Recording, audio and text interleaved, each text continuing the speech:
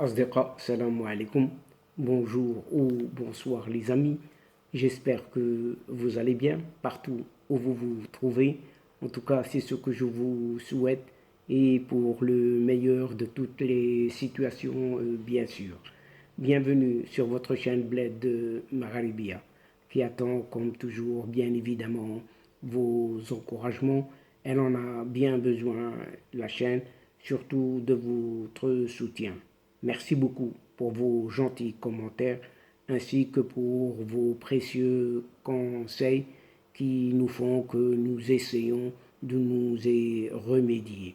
Mais abonnez-vous pour rester très informé et pour aider surtout votre chaîne. Pour ma part, je suis ravi et heureux de vous retrouver une nouvelle fois à travers cette vidéo. Chers amis, mesdames et messieurs, cette séquence vidéo vous revient et elle revient surtout à nouveau sur ce fameux pavé dans la mare, ce fameux Sahara oriental marocain dont les médias algériens, piqués au vif par la réalité historique, et ils sont en ce moment dans leurs petits souliers, dans ce qu'ils appellent leur grand état, au propre comme au figuré. En effet, il est rare que les Marocains parlent du Sahara oriental, occupé, oui, occupé par cette Algérie depuis une certaine indépendance de la colonisation française. Les Algériens l'ont complètement oublié, ou en tout cas l'ont tout simplement nié, effacé de leur mémoire. Mais ce territoire situé actuellement au sud-ouest de cette Algérie, entre guillemets, est bel et bien foncièrement marocain, quoi que l'on dise, quoi que l'on pense, quoi que l'on écrit. Par ailleurs, la direction des archives royales marocaines l'a récemment rappelé, et bien rappelé, justement rappelé. Invité au forum de la MAP, Maghreb Agence Presse, cette historienne respectée a rappelé des vérités qui dérangent les dirigeants en Algérie qui ont suivi les pas expansionnistes d'un certain Ahmed Ben Bella dès qu'il est devenu président d'une certaine république algérienne démocratique et populaire. Et cette historienne respectée n'est autre que la directrice justement de, de ces archives royales marocaines, la dénommée Bahija Simou. Dans son intervention, justement, Bahija Simou a expliqué que les archives royales marocaines détiennent les preuves de liens entre les monarchies marocaines et les chiours.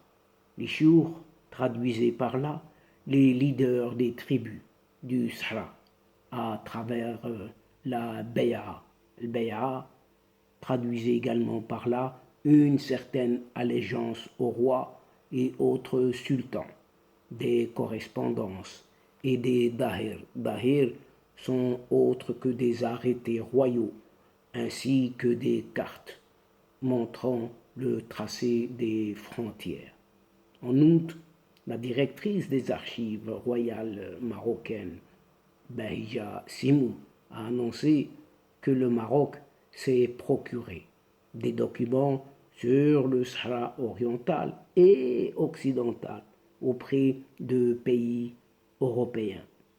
Il n'y a pas que les documents historiques attestant de la souveraineté du Maroc sur ce qui est appelé entre guillemets le Sahara occidental, mais aussi sur le Sahara oriental, a indiqué Bahija Simou.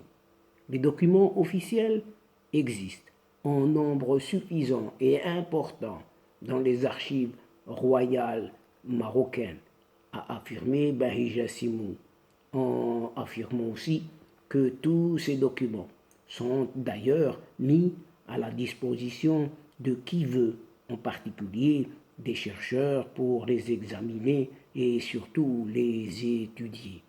Ces quelques déclarations sur des faits historiques avérés ont suffi pour déclencher des réactions houleuses dans la presse algérienne proche du pouvoir. Les médias algériens se sont empressés de prendre ces faits historiques et réels pour une provocation. Oublions que la plus grande provocation qui existe est celle qui dure depuis 1962 et depuis aussi 1976, lorsque l'Algérie s'est approprié les terres marocaines au Sahara oriental et continue sa tentative d'expansionniste masquée sur le Sahara occidental, cette fois par le biais de son enfant, son bambin qu'elle a créé, Polisario, qu'elle a créé bien évidemment de toutes pièces. Aussi, faut-il rappeler à la presse algérienne quelques faits historiques attestant de la marocanité du Sahara oriental, comme la fondation de la ville de Tindouf, qui remonte à une certaine date en 1852 ou en 1857 par Mrabt Ould Belamish, chef de la tribu des Tadjakans, qui avait fait allégeance au sultan du Maroc, selon l'historien français Bernard Lugan. La région de Tindouf n'a été occupée par la France qu'en 1934 seulement et a été placée successivement sous la tutelle du commandement français du Maroc, puis sous l'autorité du gouverneur général de cette Algérie française. Mais même avec cela, son identité, son appartenance au Maroc n'a pas changé d'un iota. Le maréchal Louis Hubert Gonzalve Lyautey, avait adressé au gouvernement français en 1924 deux petites notes dans lesquelles il parle des frontières du Maroc. Les oasis sahariennes du Touat, du Gourara et du Tidikelt, relevées depuis plusieurs siècles du sultan du Maroc. L'autorité du sultan Moulay Hassan y fut rétablie en 1892 et des gouverneurs marocains y demeurèrent jusqu'à l'occupation française d'Ain Salah 1902, a écrit toujours Hubert Lyautey dans l'une de ses notes citées par l'historien français Bernard Lugan. En 1917, le général Henri Gouraud, qui était alors commissaire résident général par intérim, a même demandé le retour de Colomb Béchar au Maroc. Et la région de Tindouf dépendait du califat de Tafilalt et ses caïds étaient nommés par Dahir du sultan, autrement dit par arrêté du sultan du Maroc, ce qui prouve encore une fois l'appartenance de Tindouf au Maroc, sans aucun doute.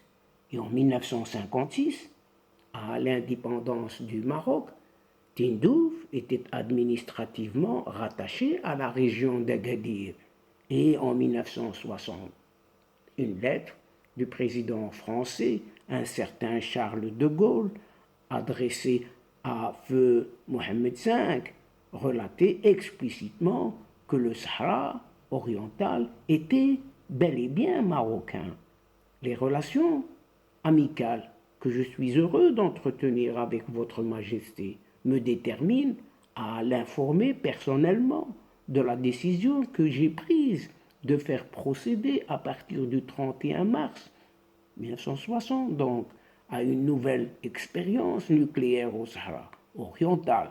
À l'époque, le Sahara occidental marocain était encore occupé par l'Espagne, a déclaré dans sa lettre le général Charles de Gaulle. En juillet 1962, lorsque la France a accordé l'indépendance à cette Algérie-là, et qu'elle était militairement présente à Tindouf, elle s'en retirera au mois d'octobre seulement et pas en juillet. Au même moment, les tribus de la région, essentiellement les Tajakent et les Rgibet, avaient réitéré leur allégeance au roi Mohammed V. Au mois d'octobre de la même année, avec le retrait des troupes françaises, une certaine ALN, Armée de libération nationale algérienne, a purement et simplement assiégé Tindouf, la rendant algérienne et chassant les populations qui refusaient de se plier à cette invasion. Cette réalité que les dirigeants algériens refusent d'admettre est pourtant retranscrite et les documents et autres preuves attestant la marocanité de Tindouf et de Colomb Béchar, de Hassé Baïda, Gareth Jwilet, Qnadsda, Touat, sont nombreux, autant dans les archives françaises que les archives nationales du royaume marocain.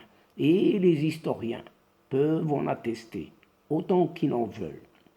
Ainsi, ce n'est pas anodin que le régime algérien ait choisi de faire installer les camps des séparatistes du Polisario dans la région de Tindouf, en leur laissant le soin de créer un État parallèle en une sorte d'Algérie du Sud à cet État d'une Algérie du Nord au sein même de ce qui est considéré comme un territoire algérien. Les militaires algériens, avec un certain Ahmed Ben Bella en tête, craignant que le Maroc ne réclame ses terres au Sahara oriental et que leur plan de division du Maroc avec le Polisario n'aboutisse pas, ont trouvé une certaine parade en laissant aux séparatistes le soin d'organiser leurs milices et étendre leur pouvoir sur un territoire marocain à l'origine. Par conséquent, ils prévoyaient déjà qu'en cas d'échec de leur plan, qu'ils allaient devoir céder le territoire, tôt ou tard, aux séparatistes, sans devoir perdre un territoire algérien. Et donc, chers amis, mesdames et messieurs de la chaîne, c'est ici, sur ce nouveau vieux feuilleton, nous rappelons ce fameux Sahara oriental marocain dont les médias algériens sont actuellement piqués au vif par une certaine réalité de la chose historique, avec des preuves, et ils sont bien évidemment dans leurs petits souliers, dans ce qu'ils appellent leur grand état, au propre comme au figuré.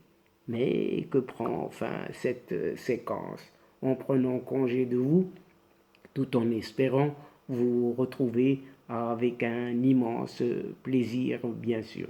Merci pour votre fidélité, mais n'oubliez pas de nous aider, de nous soutenir mutuellement en vous y abonnant en grande masse, mais aussi partagez au grand maximum vos séquences vidéo partout où vous êtes, auprès de vos proches, de vos connaissances. Faites-le, car la chaîne a besoin de votre aide.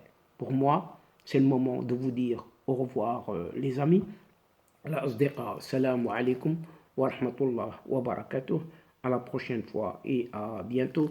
إلى اللقاء في حصة أخرى إن شاء الله. مع السلامة.